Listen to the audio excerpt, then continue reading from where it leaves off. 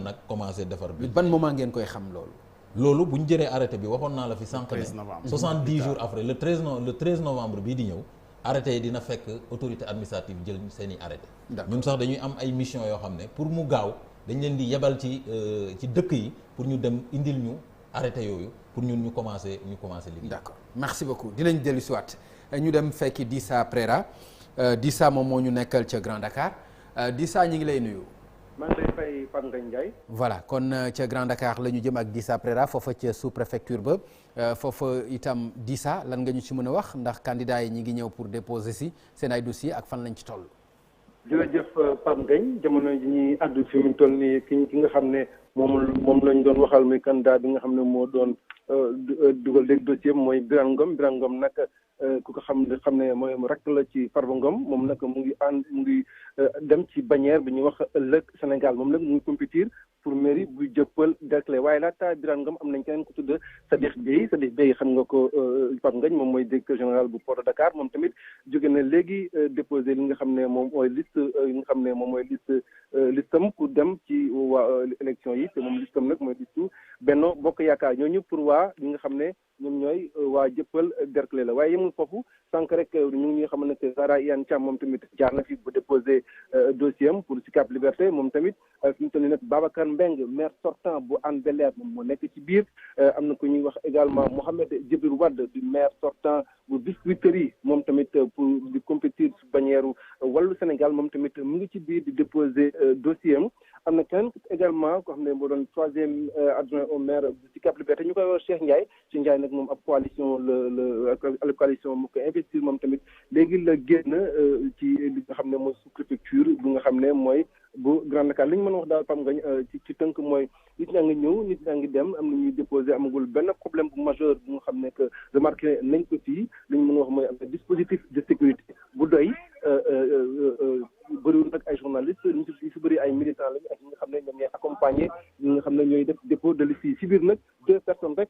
le policiers yi autorisé ñu dugg pour def li nga xam ne mooy dépôt liste yi daal depuis sànq nag li ñu beneen li ñu wax mooy courant coupé woon mais ci biir sous-préfecture bi amoon na lumière moo xam ne doon na permettre ñi nga xam ne ñu ngi si biir ñu ngi liggéey Pape Ngagne ci tënk loolu mooy xewee gum fii nga xam ne mooy sous-préfecture bu Grand Dakar nga xam ne ñu bëri ci waa Dakaru ci wala bu ñuy compétir ci élection municipale yi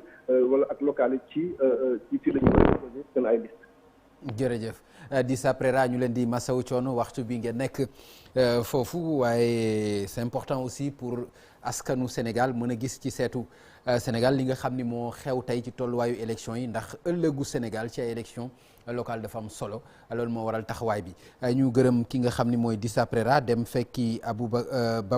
Aboubacar Diassi ca Ziguinchor foofu itam c'est important ñu taxaw fa ñu dem ca préfecture bu Ziguinchor fekki fa Diassi ñi ngi lay nuyu Diassi. maa ngi lay fay. Diassi tey ndax li ñu dégg léegi ci Grand Dakar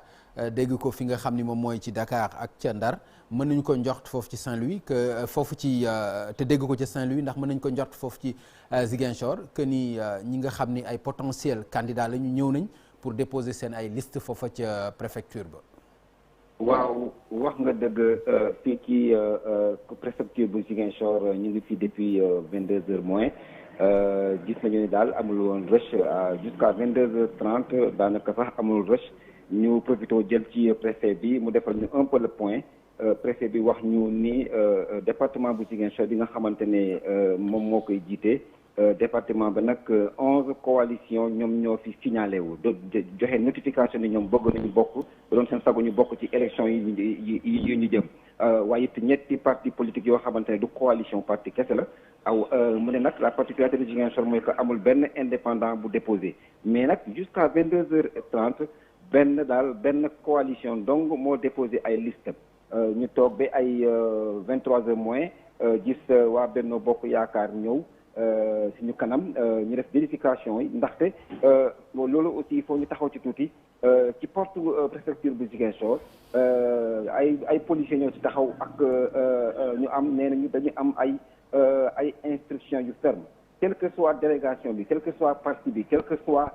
dayow coalition bi délégation bu mu indi ñaari nit donc ci délégation boobu mooy ñaari mandataires yoo xamante ne ñoom la coalition bi yónni ñoom donc ñoo am droit dugg ci préfecture waxuma sax salle bi nga xamante ne fa la commission bi di siéger préfecture ci boppam cour bi kenn amul droit dugg ku dul ñaari mandataires yi te loolu nañu fekkee ñu def ko coalition Benno Bokk Yaakaar après ñoom coalition gox bu bees ay gox yu bees moom tamit mu yegg si ak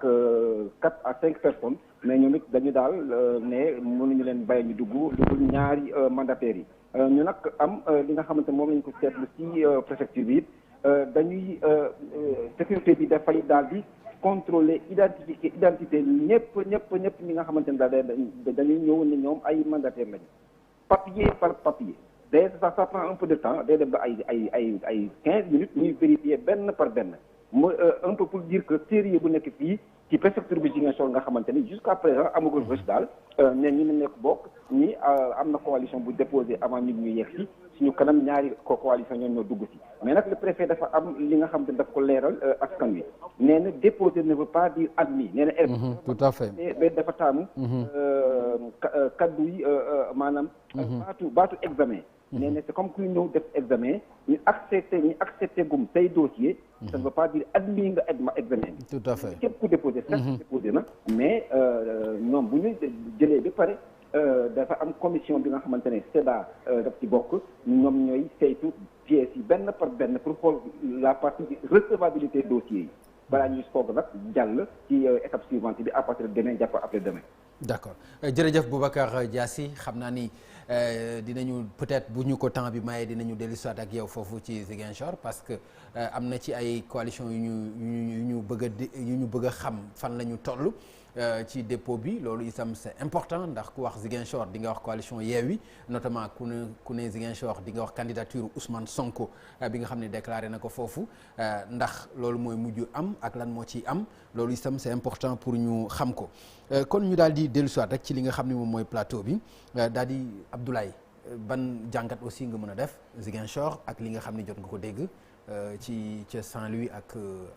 ni nga ko junjee léegi. Ziguinchor c'est quand même étonnant. Vraiment on est à 15 minutes de minuit bon su ne gisaguñu coalition yi c'est quand même bizarre ah parce que defe naa ni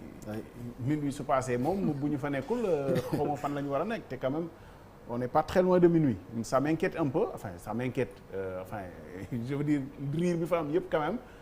njort nañu ni wala yaakaaroon nañu ni ñooñu ñu ngi waajal élection yi bu baax et que xëy na du problème mu liste wala defar liste moo leen téye mais en tout cas on précise juste que on est à 15 minutes de minuit. voilà fu waay mën a nekk it xëy na war ngaa mën a wutali préfecture fi mu toll nii Saint-Louis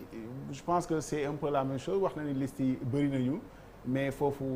bon affaire bi xaw na jax quand même parce que ba ci mujjanteel gi gis nga am na ñuy bàyyee ko fii di dem fee mais loolu c'est le propre des élections locales enjeux yi souvent dañ koy bàyyeeg ñi nga xam ne ñoo nekk ci gox yi ñu lu jëndee ko merci beaucoup voilà du représenter que recours yaa ngi koy mën a def bu fekkente ni dugg nga ba say document am lu ci manqué mais bu fekkente ni minuit jot na te duggaguloo loolu forkuloo la loolu mënul loolu pexe amu ci. waaw xam nga recours yi maanaam ñi koy def sax mooy ñi nga xam ne dañuy déposer ñu analyser ba pare. ne la yow voilà. sa kii loolu baaxul loolu laa lay wax mais bu fekkee ne am na koo xam ne peut-être minuit dafa passé 1h du matin mu ñëw. conseil constitutionnel def na ko am na ñoo xam ne par exemple bi ñu waxee ne délai bi temps la kooku dafa xaar ba te suba sa mu ñëw déposer conseil constitutionnel dafa jël dossier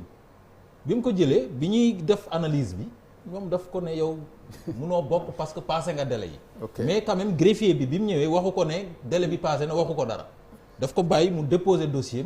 parce que procédure en tout cas ci juridiction yi procédure bi noonu lay demee. booy ñëw di déposer dossier juge bu la dana ne délai bi passé na greffier bi du la wax dara da lay bàyyi ba nga déposer ba pare moom mu jël dossier bi xool.